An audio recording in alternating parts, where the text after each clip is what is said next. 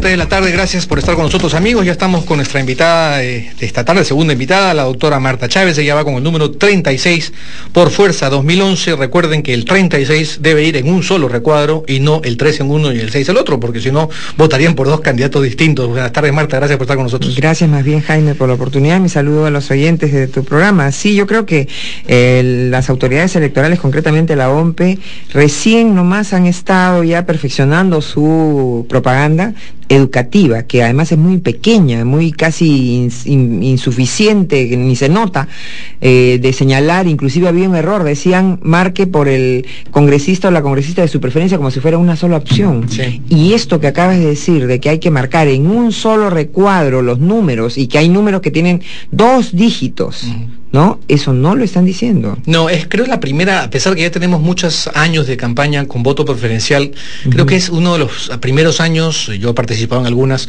que menos pedagogía electoral se ha hecho. Yo realmente estoy muy sorprendido porque la gente, no te estoy hablando en rural, te estoy hablando de gente en las ciudades. El otro día un programa de televisión, un noticiero lo sacó, y no están sabiendo cómo votar. Pero sí, un candidato la vez pasada a mí me dijo, que es una muy buena persona, me dijo, yo voy a votar por mí y por ti también, y somos de 2 partidos distintos. Claro, se va. Y le dije no, y lo dijo en el aire, ¿eh? Ya. Le dije no.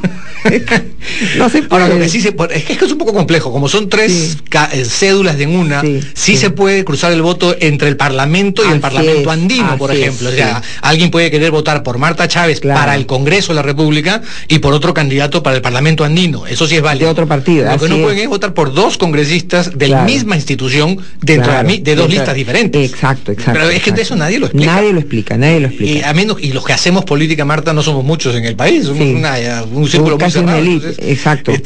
Hay una llamada de atención a los señores de la OMPE. Y hay otro tema para complicar más el panorama, y es que por primera vez en el departamento de Lima hay 2 distritos electorales. Uno, la provincia de Lima, capital de departamento, con 36 curules, y el resto de las provincias de Lima, las 9 otras provincias de Lima, que son Lima provincias, con 4 curules. La gente se hace un cambalache, y hay quienes quieren votar estando en Cañete, por ejemplo, o estando en Ollón, quieren votar por los de la Lima capital. Claro. No hay un problema. Bueno, ¿cómo viste el debate? ¿Cómo viste tu candidata? ¿Cómo sientes la campaña? ¿Y cómo va la campaña puntualmente de Marta Chávez? Aunque creo que Marta Chávez no necesita hacer mucha campaña. Ya tiene largos años de campaña hechos. Gracias, Jaime. Bueno, yo la vi a Keiko, creo que sin pecar diríamos, de fanatismo, ni de amiguismo, ¿no? Ni de estar defendiendo a mi lideresa en el fujimorismo. Yo creo que ella estuvo por muchas cuadras lejos positivamente. Demostró el dominio del tiempo, que es además, hay que prepararse para esos formatos, respetarlos, y hay que prepararse. Hay algunos que han querido decir, bueno, una alumna aplicada, sí, pues, hay que prepararse y hay que respetar las reglas, ¿no? No como el señor Ollantumala, que fue a leer en lo que es un debate. Ni despegaba los ojos ni miraba a nadie, leía. Eso no es un debate. Keiko Sofía demostró no solamente solvencia en cuanto al formato y en cuanto al manejo del tiempo, sino respeto hacia los oyentes y los televidentes, dirigiéndose a ellos, y fue muy concreta y precisa en las propuestas que incluyen su plan de gobierno. Rosa María Palacios escribió una columna y dijo, Keiko paporreteó de memoria. No, yo no creo, porque no se puede paporretear de memoria, y ahí está fallando Rosa María, porque el formato exigía preguntas en el momento. O sea que, y ella fue solvente a lo largo de toda la intervención. Es lo que demuestra la agudeza de un político. Exacto. La capacidad de poder sintetizar lo que otros dicen y poder sacar una idea de uno mismo alrededor de lo que se está debatiendo y discutiendo. Y que es lo que no demostró Humala, de hecho. Exacto, ni otros. Hay otros que estuvieron perdidos. Por ejemplo, el señor Kuczynski, creo que le faltó algún apoyito por ahí, porque estuvo apagadísimo, desordenado. Creo que a algunos candidatos no les explicaron el formato sus propios asesores. Creo que y eso está mal. Y el formato estuvo mal de por sí, otro jalón de orejas a los amigos de Transparencia, pero En todo caso, si se preparaba uno, sí se notó que Keiko estaba enterada de cómo funcionaba. Exacto. Ella y Toledo son los que mejor manejaron el concepto del formato, tenían sus tiempos preparados y sus preguntas preparadas, eso es sin duda. Ahora, el problema, asumiendo, no quiero hacer predicciones, doctora Chávez, pero si pasara su candidata a la segunda vuelta y con quien fuese quien que pasara, Keiko Fujimori tiene dos problemas, a mi criterio. Uno no es culpable de ser hijo de quien es, ni es culpable de lo que los hermanos, primos, padres o tíos hacen en la vida. Uno es culpable de sus propios actos o responsable de sus propios actos. Pero Keiko arrastra de una u otra forma, porque es lógico, ella misma lo ha querido así, lo bueno y lo malo, y sobre todo después del debate, el activo y el pasivo del gobierno de su padre, porque ella hizo mucho énfasis en el debate, lo que hicimos en el 92 y el 2000. Mucha gente, por lo tanto, puede tener y de hecho lo existe, un voto de rechazo muy alto.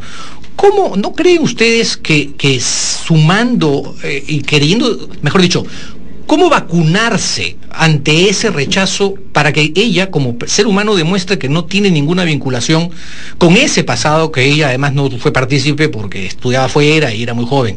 ¿Cómo vacunarse ante ello? ¿Por qué creerle? Porque muchos están cuestionando por qué creerle Humala, que no se va a ir con Chávez, si ya la vez pasada lo anunció. ¿Por qué creer que Keiko no haría lo mismo que su padre y cerraría el Congreso y todo lo demás? ¿Cómo creerle?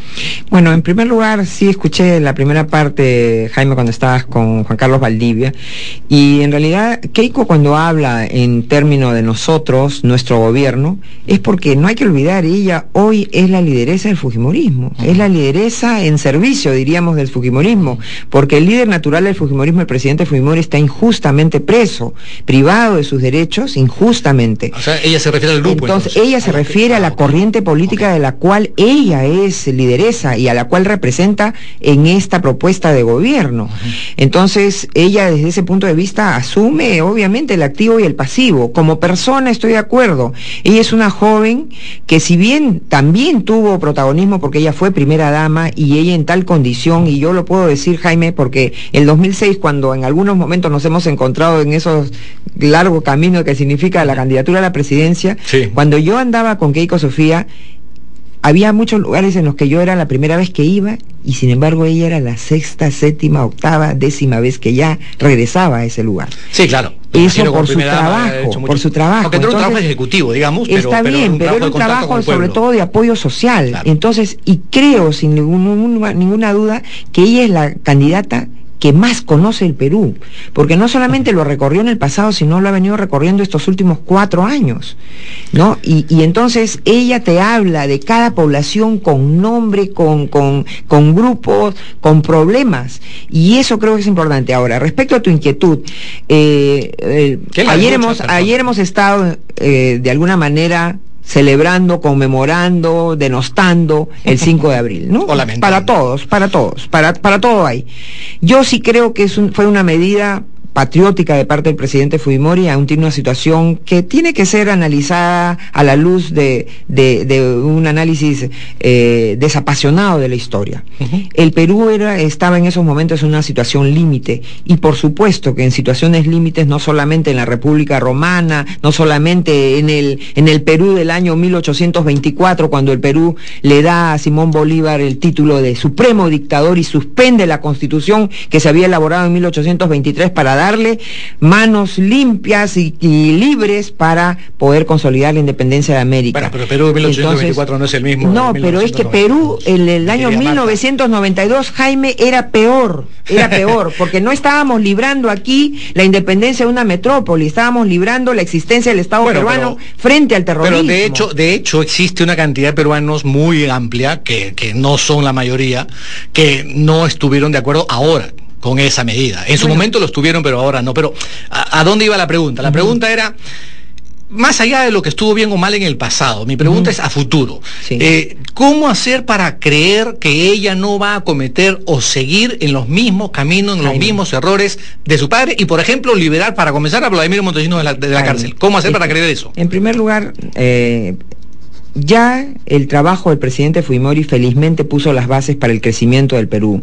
Ya el gobierno del presidente Fujimori logró la paz definitiva con el Ecuador. Recién en 1998, y luego de lidiar con 5 presidentes ecuatorianos, ¿no? Se logró los acuerdos con el Ecuador. Pero eso es lo que ya se hizo. Entonces, no, pero es que eso nos pone en un Perú que ya no va a estar en la disyuntiva ni en la situación límite, porque a Sendero Luminoso y al MRTA se les controló, el 90% de su cúpula está detenida, salvo los que han sido liberados pues desde el gobierno del señor Paniagua y el gobierno del señor Toledo. Ahí se disputan la autoridad, ¿quién liberó más? No, Toledo, pero quienes se liberaron, el presidente Fujimori fue el que creó la comisión para analizar los casos. Lancier, claro. Sí, y él nombró como su delegado personal al señor Lancier.